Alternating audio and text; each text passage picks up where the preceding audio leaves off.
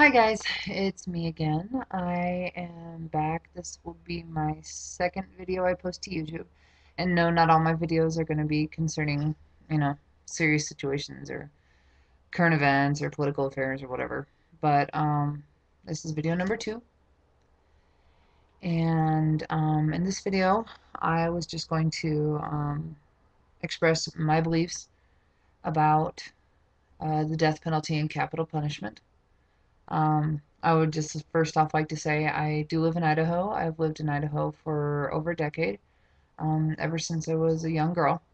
And anyone who knows Idaho, they know it's a very Republican, very conservative state, which is fine. I'm not that way, but if people decide to live their life that way, whatever. Um, I grew up believing that, the death penalty was absolutely right. Some people do deserve to die for multiple reasons. And I mostly took that belief from my parents because my parents believed it. And now that I'm older, I've been able to see certain things, talk to certain people. I forgot his name, which is horrible of me. I'm so horrible with names. Please forgive me. But I was able to speak personally with Unabomber's brother. He came and spoke here at the College of Southern Idaho. I love that college. But he was part of the lecture series for the summer, and he came and spoke. And he is very much against the death penalty. And if you guys don't know who the Unabomber was, he was someone who actually lived up in a solitary, area of Idaho, and he, you know, murdered certain people and lit off bombs and did stuff like that. And his brother actually created an entire group that is against capital punishment. And he came and spoke, and after hearing his opinions and his take on things, especially being exposed to what I'm sure he was exposed to, which is, hey, you're the Unabomber's brother. Um, we're going to ask you questions. We're going to hound you. We're going to see what your opinion is, this and that. I'm sure people were hounding him left and right. And he realized that his brother was very, very mentally ill. And I believe he was able to help get his brother out of a death sentence. So, um, you know, being being what it is, anyone can have any opinions they want. Like I say before, actually stating any of my opinions. If you have some information or something useful to add to the discussion or to my opinion of things, please feel free to do so in a professional manner. I'm not super crazy about comments that are like, oh, you suck, you stupid bitch, blah, blah, blah. If you have something good to bring to the table, please do, and I would love to educate myself more on the issue. So, the opinion of the death penalty. First of all, I'd like to start off with why I think people like it or would support it. Um, I remember some of these reasons are the reasons that I used to justify when I was younger, using capital punishment, the death penalty. And I think one of the first reasons um, that people in society would support the death penalty is that it makes them feel more secure. Makes them feel like, hey, there's this criminal, he's committed these vicious acts, normally it's murder, in the case of rape, serial killers, stuff like that. Um, I think people feel more secure just, it's easier for them to deal with what this person has done if that person is no longer alive. And I can understand that. Um, so, moving on, I also think people like to use capital punishment due to the fact that they think it deters other criminals from committing crimes. However, in national studies, um, done across done all across America in multiple states and different things like that, states with, higher rates, of people put to death, using capital punishment, their levels of violence have not gone down at all. Texas is a really good example.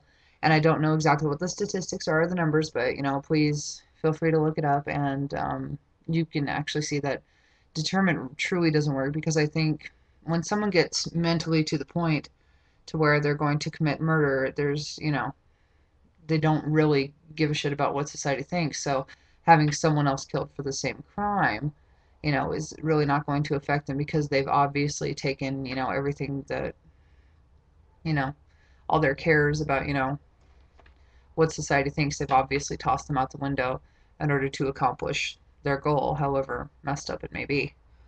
Um, Another reason I think people like the death penalty is that I'm sure on some level people believe that it will bring closure to, if someone murdered someone else and the family of the person who was murdered stood up, of course, they're going to be in a passionate rage because they love that person.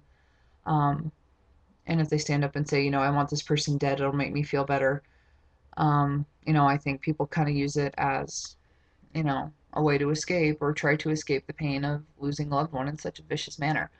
Um, However, as I'll mention later, I don't necessarily agree with this point, and I don't really think it works either. Because no matter what you do to the person who murdered your family member or your friend or whoever, um, it's not going to bring them back.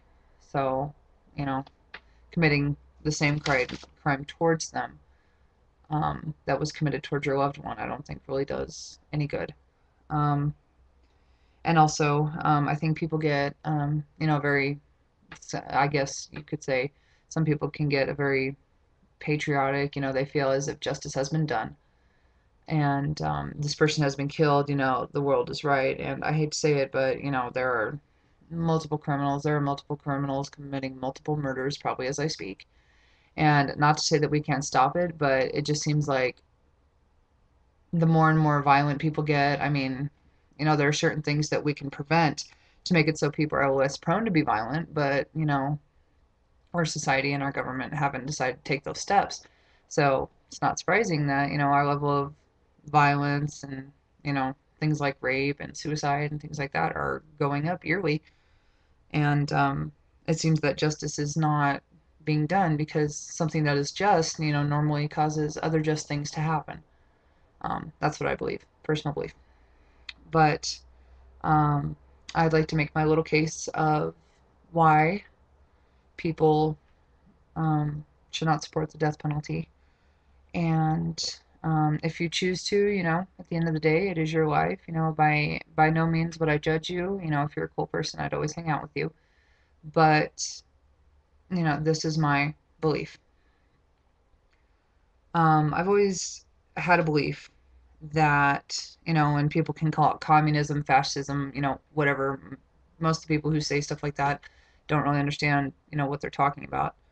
But um, I believe that if, you know, I believe that if one person can't commit a crime and that it's, held very wrong and that it's very punishable, I don't believe the state as a whole should be able to do that either. Um, Considering punishment and whatnot. I mean, given, putting someone in prison, doing, that sort of thing, absolutely. That's what our government's there for, and they should enforce it.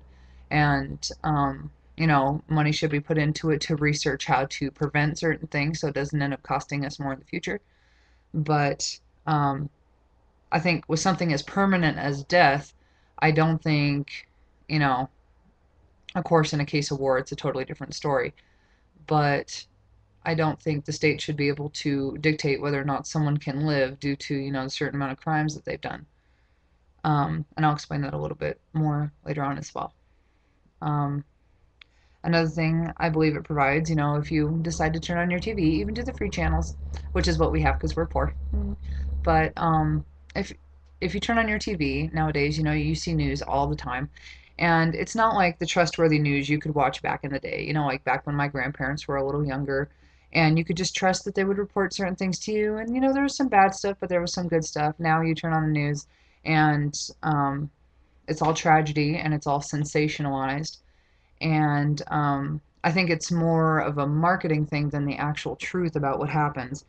And I think what happens, concerning, troops coming back from Iraq, certain death tolls, violence, things like that. Yes, these things do happen in real life, and I understand that. But I also believe the more a child is exposed to certain things, the more conditioned they'll be towards, being okay with it.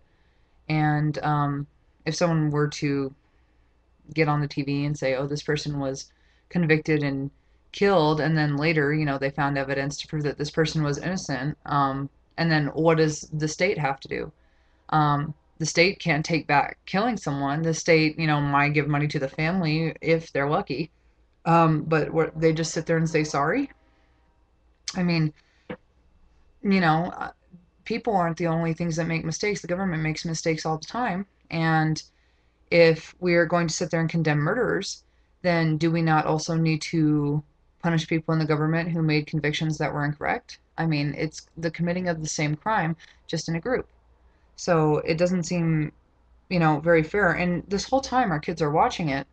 And what they learn from that is irresponsibility for huge actions. Um, they also learn that violence is okay. It just depends on who's doing it. And if you have more power and you commit violent acts, that as long as you have enough power, that it's okay to do, which I don't believe in. I don't want my child, killing anyone. I mean, given, like I said, if you're in the military or anything like that, then that's a completely different situation and it concerns adults.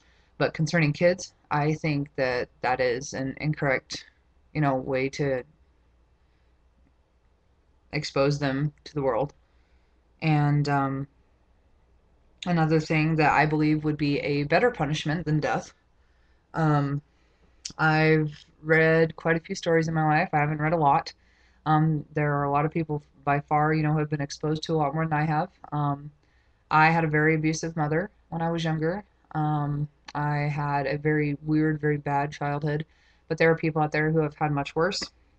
And I think most murderers and most people who are violent and commit, violent acts are very often victims, of their own attempted homicide or other things like that. And the worst type of torture is to be alone because, obviously, um, these relationships meant something to them. That's why they went and killed someone because they meant something to them in a very negative way. They wanted this person dead. So I think a more appropriate punishment than killing them, which doesn't punish them at all. In fact, it could be a release for quite a few of them. A more appropriate punishment would be to stick them in solitary confinement for years. And people sit there and say, well, I don't want to pay for this, I don't want to pay for that. But there are also different sites where you can look up the actual facts about how much it costs to get a death sentence penalty put on someone, to have it go through the court systems, etc. It can, add up to millions and millions of dollars, and you can feed someone yearly on a very, very small, you can take care of someone for a year, poverty level. You can do it very cheaply. And in fact, I think in a lot of cases, you could keep someone alive, you know, in solitary confinement for a very, very long time. Um, and it wouldn't be more expensive than, doing the death penalty and whatnot. Um, I will research the man that I listened to in our lecture series. I forgot his name right now. I'm so horrible with names. Sorry again. But I'm going to look up his information and I'm going to post it in the info bar right below. And you can go look up more information on what he believes about capital punishment and whatnot. So, like I said, if you have a totally different opinion, go ahead and throw some stuff at me and, let me know what you think and why you think it. And I'd be more than happy to listen. So, thanks for watching. See you later.